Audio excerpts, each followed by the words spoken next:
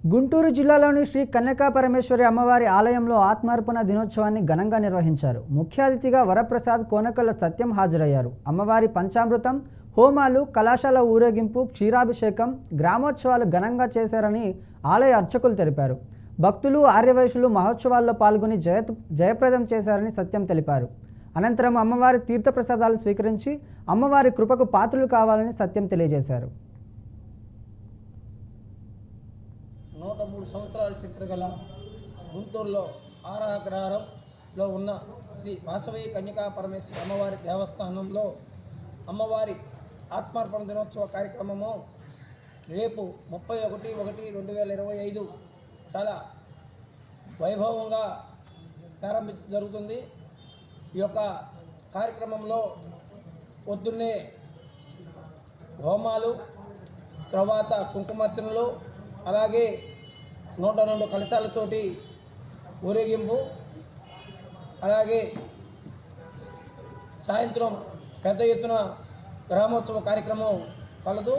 ఈ యొక్క కార్యక్రమానికి గుంటూరు అర్బన్ ఆర్యవైశ్య సంఘం, మహిళా సంఘం, యువజన సంఘం, అలాగే మిగతా తదితర ఆర్యవైశ్య సంఘాల ఆధ్వర్యంలో పెద్ద ఎత్తున ఈ కార్యక్రమం జరుగును. ఈ కార్యక్రమానికి నగరంలో ఉన్న ప్రముఖులు, స్థానిక శాసనసభ్యులు అందరూ వాసవి గుంటూరు నగరంలోని ఆరాగ్రహారంలో గల శ్రీ కన్యకా పరమేశ్వరి అమ్మవారి దేవస్థానంలో రేపు శ్రీ కన్యకా పరమేశ్వరి అమ్మవారు ఆత్మార్పణ చేసుకున్న సందర్భంగా ఆత్మార్పణ దినోత్సవంగా రాష్ట్ర ప్రభుత్వం గౌరవనీయులు ముఖ్యమంత్రి వర్యులు శ్రీ నారా చంద్రబాబు నాయుడు గారు, ఉప ముఖ్యమంత్రి వర్యులు పవన్ కళ్యాణ్ గారు, అట్లాగే మా యువ నాయకులు లోకేష్ బాబు గారు ఆర్యవైశ్య సమాజంలో అమ్మవారి గురించి తెలుసుకొని వారు దీన్ని రేపు రాష్ట్ర ప్రభుత్వ కార్యక్రమంగా అధికారికంగా నిర్వహించాలని చెప్పి జీవో నెంబర్ 189 రిలీజ్ చేయడం జరిగింది.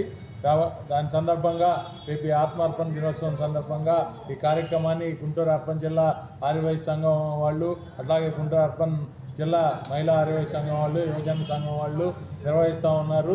ఈ కార్యక్రమంలో కూడా ఎలక్షన్ కోడ్ ఉన్నందువల్ల అధికారిక కార్యక్రమం కాకుండా స్థానిక శాసనసభ్యులు వారు, మంత్రులు వారు కూడా ఇచ్చేసి అమ్మవారి దర్శించుకొని అమ్మవారి ఆశీస్సులు తీసుకోబోతున్నారు.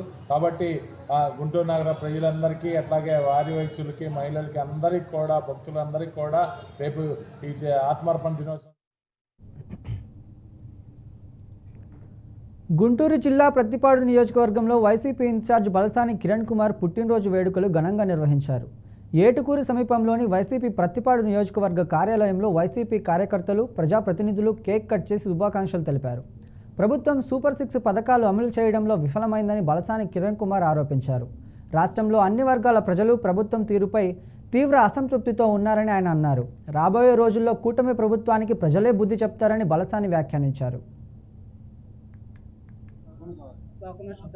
కూటమి ప్రభుత్వం ఏదైతే ఇప్పుడు మీ యొక్క ఫీజు రీఎంబర్స్మెంట్ గురించి మాట్లాడారు, అదొక్కటే కాదు, వాళ్ళు ఏదైతే హామీలు ఇచ్చారో, ఇంటింటికి వెళ్ళి తిరిగారో, ఏదైతే హామీలు ఇచ్చారో ఈ రోజు ఏది కూడా పరిపూర్ణ వాళ్ళు ఏది కూడా అమలు చేయకపోగా మీరు మొన్న గుర్తించినట్లయితే మీరందరూ బాగా గమనించాలా, ప్రజలందరికీ తెలిసిన విషయం, అందరు గమనించిన విషయమే.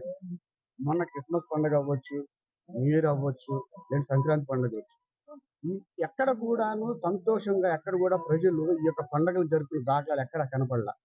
అదే గత ప్రభుత్వంలో వైఎస్ఆర్సీపీ ఉన్నటువంటి ప్రభుత్వంలో అయితే ప్రతి పండుగ కూడా, అంటే అది ఏ విధంగానైనా అవ్వచ్చు, ఏ రుణమైనా అవ్వచ్చు, ఎలాగైనా అవ్వచ్చు, ప్రజలందరూ కూడాను ఏదైతే జగనన్న ఆ రోజు చెప్పారో అవన్నీ కూడాను లబ్ధిదారులకు అందరికీ కూడా అన్ని హామీలు నెరవేర్చడం, దానివల్ల ప్రజలందరూ కూడా సుభిక్షంగా అందరూ కూడా సంతోషంతో ఉండడం చూసాం. కానీ మొన్న పండగలు చూసుకోండి అంటే మనకు అర్థమవుతుంది, వ్యాపారాలు కానీ ఎవరు కూడా, వ్యాపారస్తులు అయితే చాలా బాధపడుతున్నారు. అంటే అన్న ఎప్పుడు లేదు, ఈ సంవత్సరమే, ఇన్ని సంవత్సరాలు ఎప్పుడు కూడాను మాకు వ్యాపారాల్లో ఇంత డల్గా ఉండడం లేదు, ఇంత ఖాళీగా ఉన్నామని చెప్పి. అంటే దీనివల్ల మన ప్రజలకి వచ్చాము, సూపర్ 6 అన్నాము, హామీలు అన్నాము, మనం ఇస్తాం అని చెప్పి అన్నారు. కానీ ఒక్కడు కూడా నెరవేర్చుకోగా పేద ప్రజలు ఎవరైతే ఉన్నారో, బడుగు బలహీన వర్గాల పేద ప్రజలందరూ కూడా చాలా ఇబ్బందులు గురవుతున్నారు. ఇంకొంతమంది ఎవరైతే కూటమి ప్రభుత్వాన్ని నమ్ముకొని వారు ఇచ్చినటువంటి చెప్పుడు మాటలకు ఏదైతే, ఆ హామీలకు ఏదైతే ఉన్నాయో ఆ హామీలను